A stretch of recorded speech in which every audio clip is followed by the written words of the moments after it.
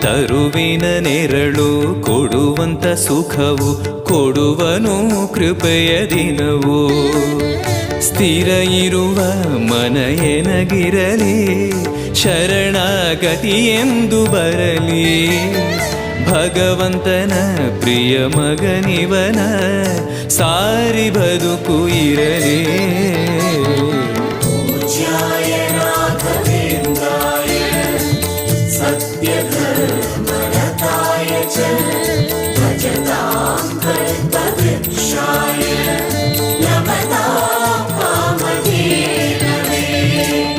ಆಲಯವೆಂದರೆ ಮಂತ್ರಾಲಯವೇ, ಬೇರೆ ನಾ ಅರಿಯಲಾರೆ.